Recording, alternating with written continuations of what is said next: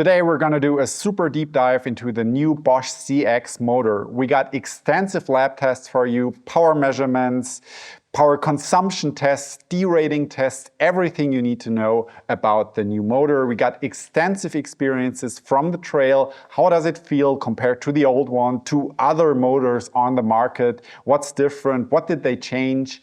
And we got a lot of sound samples for you so you can hear yourself. How does it sound? Because, well, let's be honest, the old CX motor, the sound wasn't exactly its strong suit. So stay tuned. Before we dive directly into the video and all of our testing data, I have a couple of brief remarks. We are only talking about the motor itself today. We know that a drive system consists of more components than only the motor, like batteries, remotes, displays, smartphone app, and so on. But we have so much data from the test bench, sound and noise tests, and lots of things from our real-world testing to discuss that we cannot fit all of this in one single video. Therefore, today we are only covering the motor. You can find a video about the Bosch Smart System and all of the new components on our German main channel. Feel free to check it out and turn on subtitles to learn what's new with batteries, displays, and all of the other components. If you want to support us and would like us to continue making such detailed videos about other drive systems, all you need to do is leave a thumbs up, a comment, and subscribe to the channel. It'll help us a lot and make it possible to produce in-depth content like this in the future. And now finally, let's dive right in. I'd say we start with the technical specifications so we are all on the same page. So, a new Bosch CX motor. But what's really new about it? I have read a lot of wild speculations beforehand. Integrated gearbox, 120 Newton meters, 1000 watts, the list goes on. Well, some people might need to lower their expectations a bit.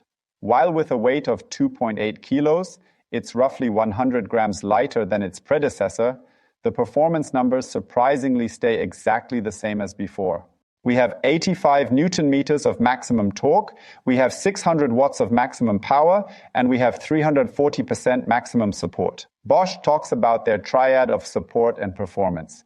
These numbers have proven themselves over many years, so they decided to stick to them, which I can understand.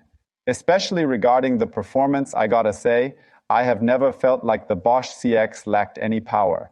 On the other hand, I must also say, to be honest, I was a bit disappointed at first when they told us about that, because I did indeed expect a bit of progress, whether it is really necessary or not. I mean, there's no need to sugarcoat it. Bosch surely feels the breath on their neck from new players, whether it's DJI or the new ZF-Centrix motor and whatever else might be in the works. But they decided that sheer power is not the issue and focused on improving other things. Speaking of improving other things, let's play a little game. One of the most important areas Bosch wanted to improve the new CX motor is sound and noise, both while climbing and descending. That means, on the one hand, getting rid of the rattle on the trail and also make it a lot more quiet while climbing. The new CX has improved massively in both areas. To show you how much, I got sound clips from 4 different motors. A new CX, an old CX, a Bros, and a Shimano. I've blurred all the clips so you can't see which bike I'm riding, A, B, C, or D. Leave your best guess in the comments what you think, which letter corresponds to which motor. And then we'll see at the end of the video who was right. I'll reveal it then, or when you hear the sound test later, it'll probably become clear to you.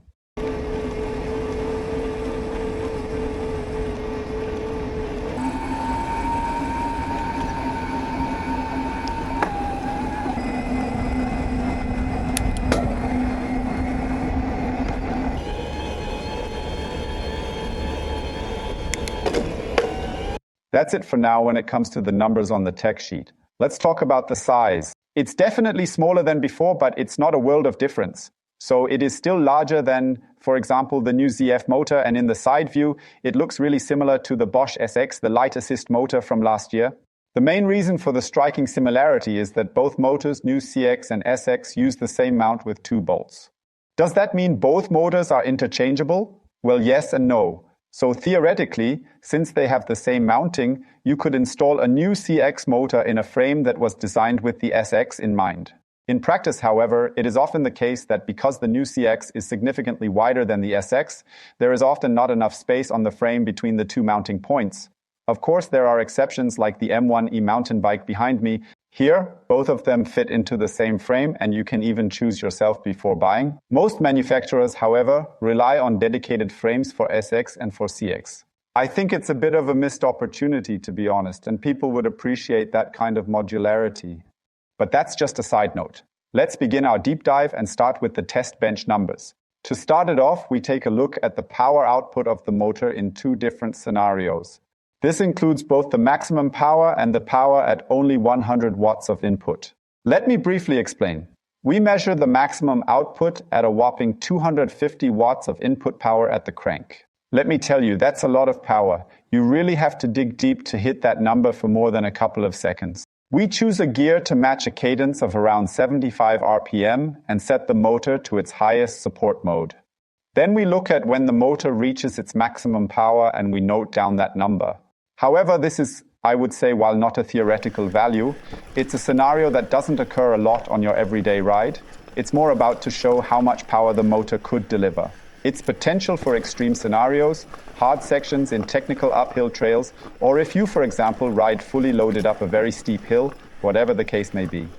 Additionally, we also measure the output at just 100 watts of input power and want to look at how the motor behaves when you don't push yourself to the limit. Here too, in the highest support level, the reason is quite simple: to ensure we have comparability between the different drive units.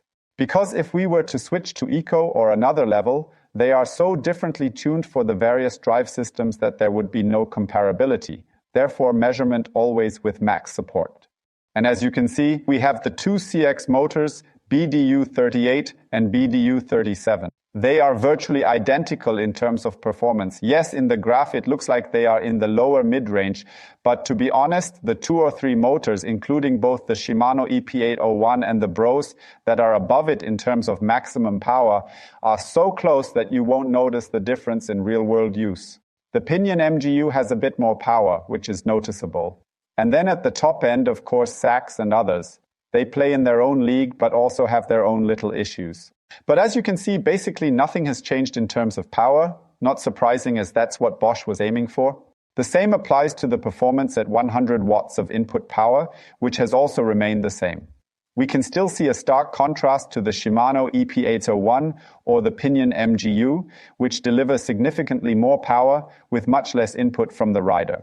Going into even more depth, we also measure different output curves to better visualize the different characteristics of various drive units like the new CX. In our first graph, we measure the motor's output power in relation to the rider's input from 50 to over 250 watts.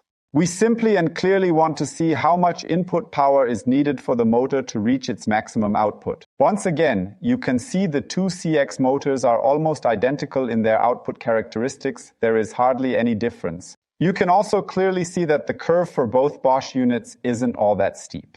It goes up linearly, as we measured in turbo mode, which is not a progressive support level, meaning it increases linearly. You need to put around 200 watts onto the pedals, maybe even a bit more, to then access the motor's full 100% of power. If we now include other motors, especially the Shimano EP801, but also, for example, the Pinion MGU, then we see that at 100 watts of input power, those motors are already giving everything they can. So we also measure a bit how the support levels are tuned. I know theoretically you could also change those parameters via the app, but that would completely exceed the scope here, and at the moment we unfortunately don't have the capacity to measure that. But we have it on our radar to hopefully check it out in the not too distant future. But I find it really fascinating to see how differently Bosch handles the tuning of their highest support level compared to Shimano and Pinion. If we go a bit further, we have also recorded a second performance curve, which looks at the output power from a bit of a different perspective. It's about the output power in relation to cadence, meaning how fast you need to pedal to hit the motor's sweet spot. What's the minimum for the motor to really start to perform, and at what cadence it might even drop off? We deliberately do not perform this measurement at full load, so this is not a maximum power curve.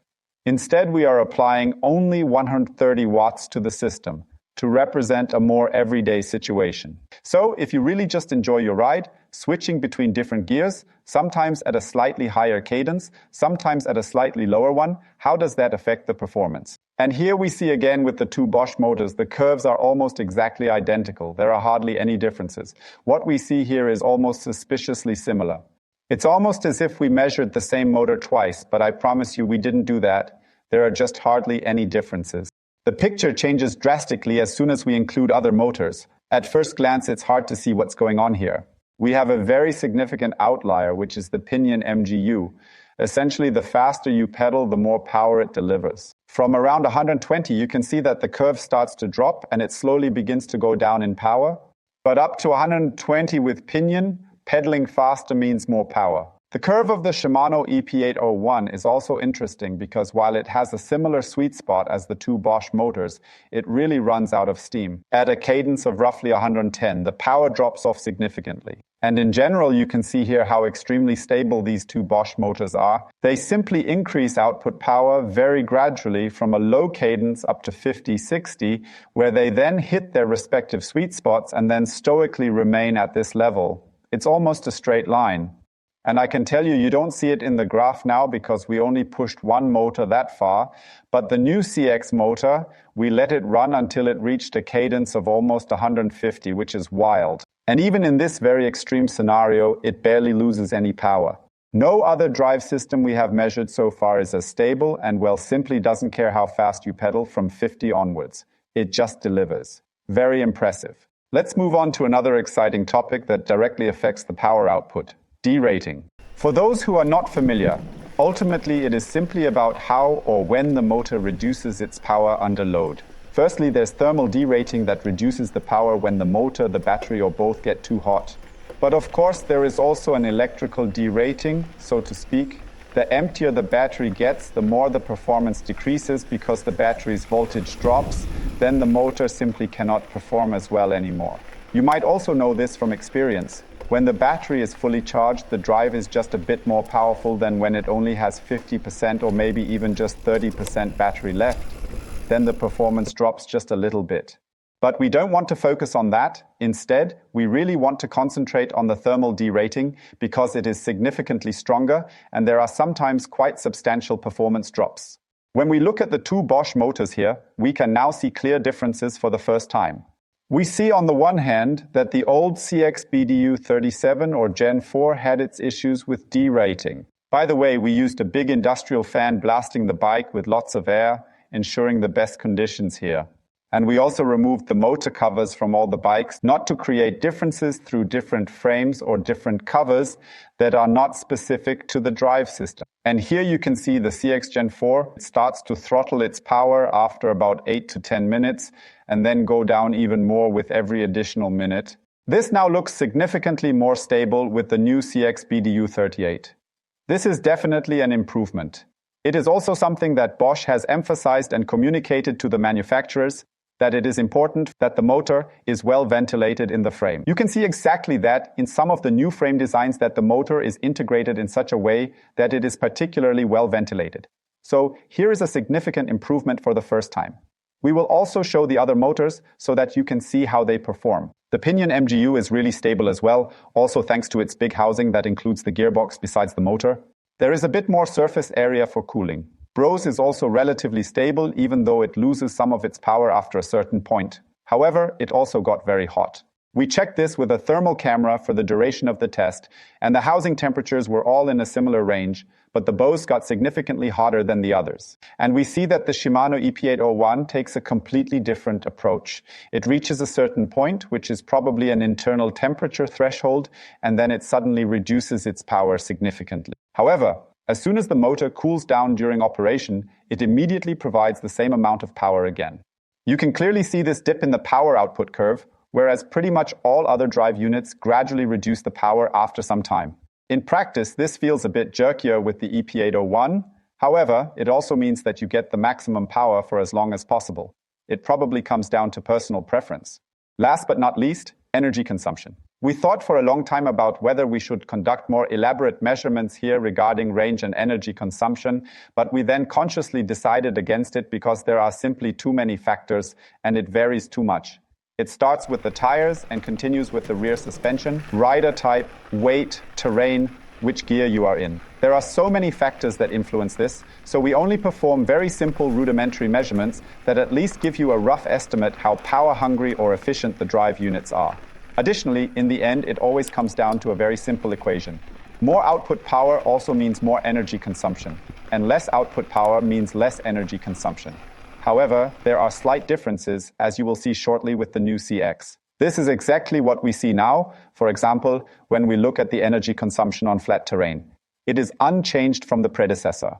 Here too, we are at just under 5 watt-hours per kilometer. That is a very, very good value and places it among the most efficient motors on the market. But you can actually see a difference in our uphill measurement, and it is a surprisingly noticeable one. The new Bosch CX consumes 3 watt-hours per kilometer less at the same speed and same output power. It seems that the motor or the battery or something else in the system now really is more efficient. That's a great thing, as the old CX was already really good. But like I said, please take all of those energy consumption measurements with a grain of salt. It's just a rough estimate on how efficient the different drive units work. This is also the last of our test bench results for today. What we've seen so far is, well, let's be honest, not that exciting. The new CX is just so similar to its predecessor. But please leave a comment on what you think about our measurements. Is this something that interests you? Or do you say, hey, why not take a closer look at something else? Please leave feedback. We have put a lot of thought into this, but we are not perfect. Therefore, feedback is always appreciated. But let's continue with the review and talk about the noise level. And I can tell you right from the start, the rattle is gone completely. We've ridden several bikes with the new motor, and none of the drive units had any rattle, even in rough terrain. The issue seems to be fixed, finally.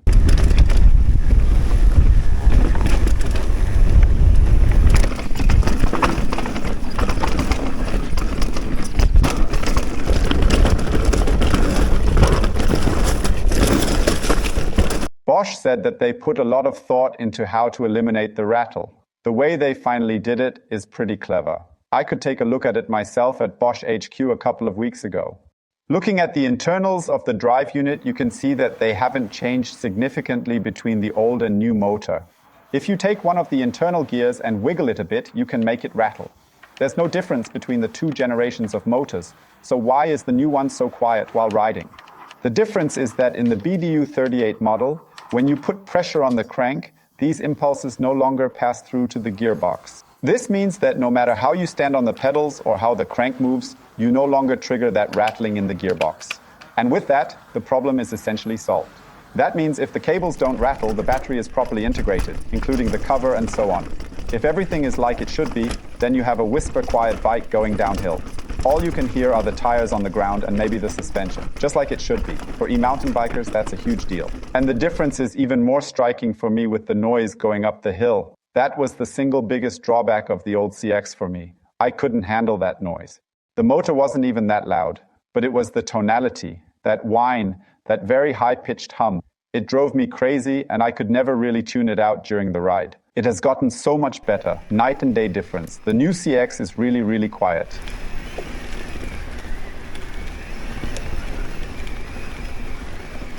So much so that I'd say it's almost as quiet as the Bros. I still find it a tiny bit louder, but the difference is no longer significant. But why talk so much? I'll just show you a really detailed clip this time with different support levels and cadences so you can hear it for yourself, also in comparison to other motors. If this takes too long for you, as always, we have video chapters below, so just click ahead and we will get to the impressions from the trail.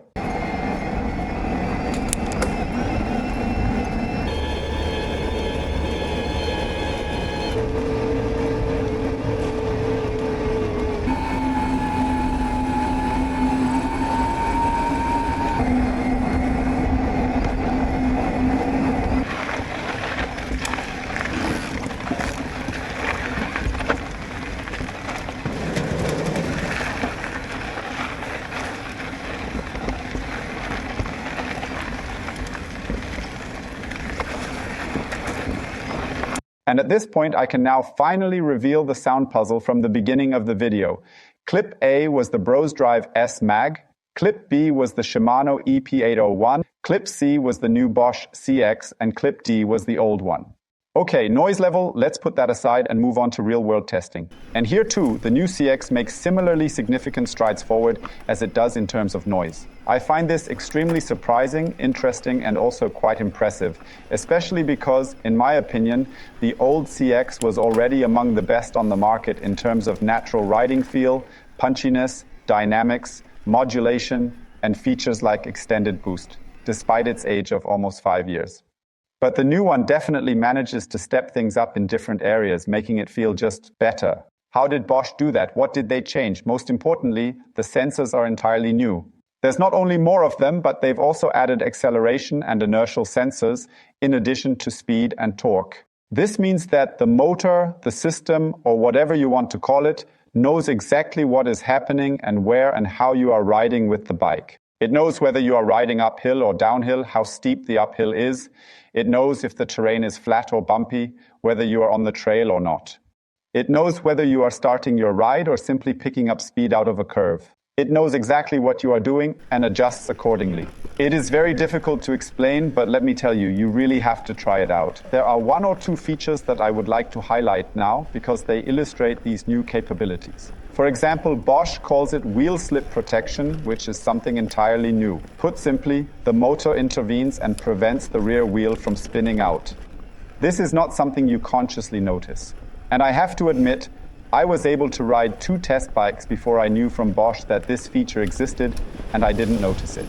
But since I know about it, I keep feeling the difference. It's a feature that really helps you when tackling difficult and technical terrain uphill, maybe even in the wet, especially in the higher support levels like EMTB or turbo. You probably know the feeling. You're laser focused on picking your uphill line and then your rear starts spinning out. That is often game over. And you have to put your foot down because you lose control or the bike gets stuck. And this is exactly where the new CX reacts lightning fast. As soon as the rear wheel slips, it reduces the power until it regains grip, and then it slowly increases the power again, so you stay in control and on the bike. This is great and an immense improvement in technical uphill. As mentioned, it may sound like a small thing, but it is this little extra that makes the motor feel much more responsive and sensitive in many situations, also when getting started in the steep. The new CX feels much quicker and more responsive, even though the old one was already pretty good. The tiniest bit of pressure on the pedal is enough to get it going. Despite being so quick, its power seems to be easier to modulate. This is true even in turbo mode, which has been notoriously difficult to handle in the past. I would say it feels a bit more elastic at lower speed. You can feel this new level of modulation as well when you're doing a track stand, when you simply stop and place your feet on both pedals. Even though the old CX was good in that regard, there were always moments when, if you put a little too much pressure on the front pedal, you had to brake because the motor just wanted to take off. That doesn't happen anymore. It's almost eerie when you try it, as if it knows what you intend to do. When you really want to start riding, the power is there immediately. But if you don't want that, the motor does nothing and you have full control. So it is really noticeable, especially in direct comparison and especially when you pay attention to it. If you don't know all these things and just get on it, you might think it rides like the old one. And that doesn't really do the drive justice, because when you actually ride it for a longer period of time, it just feels better. I can't say it any other way. Features that are still on board include the proven EMTB mode and other support levels. Everything has remained the same. You also still have the extended boost in EMTB mode. In my opinion, it has even gotten a bit more sensitive, so you can control it very well and intuitively through the power, through the push you give to the bike. So if you kick the pedals really hard, you will get a maximum extended boost, and the motor pushes for quite a while. However, if you do it very gently, you still trigger the extended boost, but just a little bit. Bosch takes a different approach than Shimano, where you set the overrun almost statically in the app in 3 levels, which makes it more predictable on the one hand, but for experienced riders, Bosch's approach might be better. It's certainly more intuitive because you can adjust the amount of overrun during the ride depending on the situation. I think it's a matter of personal preference, which one you like better. All right, that was a lot of information, both from a theoretical perspective and real-world testing and experience. So, does the new Bosch CX live up to expectation? Honestly, maybe they were a bit too high, and maybe mine were as well, I gotta be honest with you. I've expected a bit more after such a long time. Because let's face it, at least the most important performance numbers have remained the same. The motor certainly won't make any headlines with them. The question is, does it really have to? Like I've already stated, I don't think it does, because I think the CX Gen 4 was a very good motor and still is today. A lack of power was not its big issue, it was the noise, it was the rattling, and that there was still so much to improve in terms of dynamics makes the new one just a whole lot better. However, if you were expecting a big revolution with an integrated gearbox or a ton of impressive power in a small package, well, that's not what this is. And then I understand if you might be a little bit more disappointed. On the other hand, I think Bosch has chosen a more cautious but very reasonable approach. They looked at the CX Gen 4 and they were perfectly aware of what the motor is good at, but also knew exactly where there was room for improvement. And that's what they focused on. They knew the areas where they could do better, and they have completely eliminated these shortcomings while keeping other things the same.